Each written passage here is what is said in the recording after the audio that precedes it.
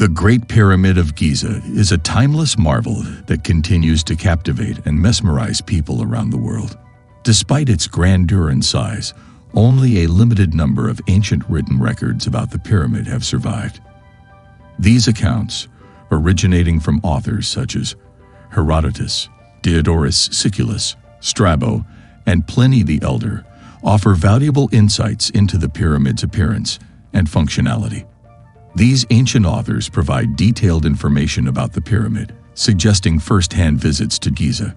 However, there are also imaginative tales mixed with factual accounts, making it challenging to distinguish between folklore and reality. One notable discrepancy among the records is the absence of any mention of the upper chamber system within the Great Pyramid. Scholars believe that the upper chambers remained undiscovered until the 9th century AD, when Caliph al-Ma'mun claimed to have created a tunnel and described the upper chamber system. However, experts find it unlikely for the upper chambers to have remained untouched by looters for over 3,000 years. Therefore, an alternative explanation is needed to understand this discrepancy. Examining the descriptions of the ancient authors, it becomes apparent that Herodotus, the earliest recorded author, mentions a subterranean chamber inside the pyramid, but describes it in a peculiar manner. This raises the possibility that Herodotus never actually entered the pyramid, or simply relayed local guides' tales about its interior. On the other hand, Deodars Siculus precisely describes the exterior of the pyramid, but does not mention its interior. Strabo mentions a movable stone at the pyramid entrance that opens to a sloping passage leading to a vault, suggesting that he potentially ventured inside. Pliny the Elder mentions a well within the pyramid that is believed to have been connected to the river. However, the absence of any mention of the upper chambers in these accounts raises questions about their awareness of these chambers. Over time, the accessibility of the pyramid's interior changed. After al-Ma'mun made the upper chambers more accessible, the descending corridor and subterranean chamber gradually became obstructed with debris. European explorers in the late 1500s documented the pyramid and found the lower section inaccessible. The obstruction occurred near the junction of the descending corridor and ascending passage. It was not until 1817 when Captain Giovanni Caviglia excavated and rediscovered the bottom of the good shaft in the subterranean chamber. The underground section remained blocked until then. Visitors to the pyramid remained unaware of the existence of the underground chamber unless they were familiar with ancient accounts that described it. The ancient accounts of the Great Pyramid of Giza provide valuable insights into its construction and features. The absence of mentions about the upper chambers in these accounts, combined with the challenges faced by explorers throughout history, leads to a discrepancy that requires further exploration. The gradual obstruction of the descending corridor and subterranean chamber adds to the mystery surrounding the pyramid's interior.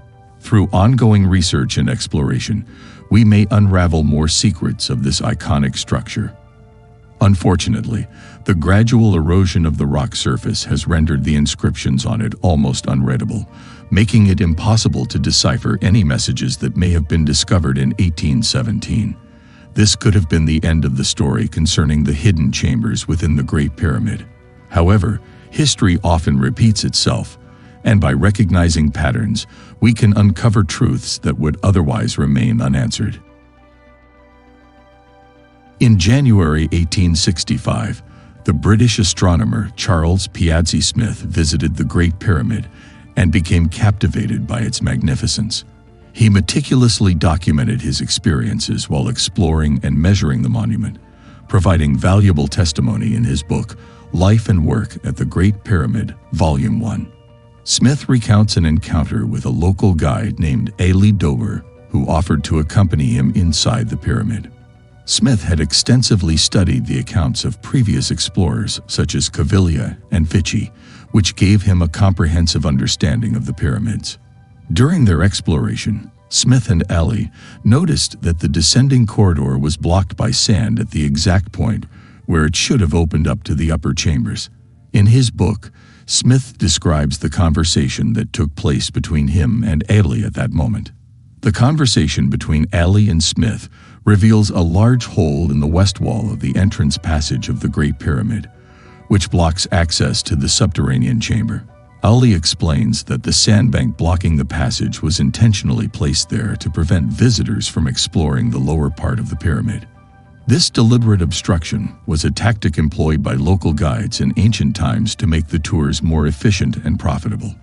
Foreign travelers were unaware of the upper chamber system, and the guides exploited this lack of knowledge by pretending that such spaces didn't exist.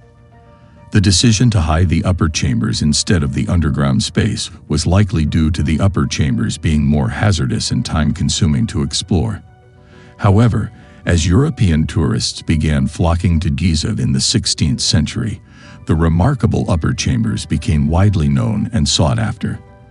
The local guides had to adapt their strategy and started blocking the descending corridor just before reaching the entrance to the ascending passage. They also obstructed the well shaft and the underground section of the descending corridor to extract money from visitors.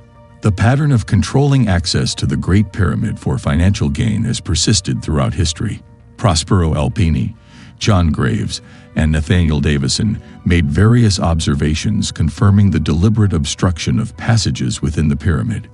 Even in the 20th century, visitors hesitated to explore certain sections of the pyramid due to the ingrained pattern of limiting access. The history of the Great Pyramid lacks written accounts and markings left by ancient explorers, but studying human behavior provides valuable insights into the past. The consistent trend of controlling tourist access for financial gain highlights the universal human inclination to optimize efficiency and convenience. In conclusion, the Great Pyramid has been subject to deliberate obstructions throughout history to control tourist access and maximize profits. The patterns observed shed light on the behavior of ancient guides and the desire for efficiency. Understanding these patterns contributes to our understanding of the history of the Great Pyramid and human nature itself. Thanks for watching. Subscribe to the channel and press the bell icon for more updates.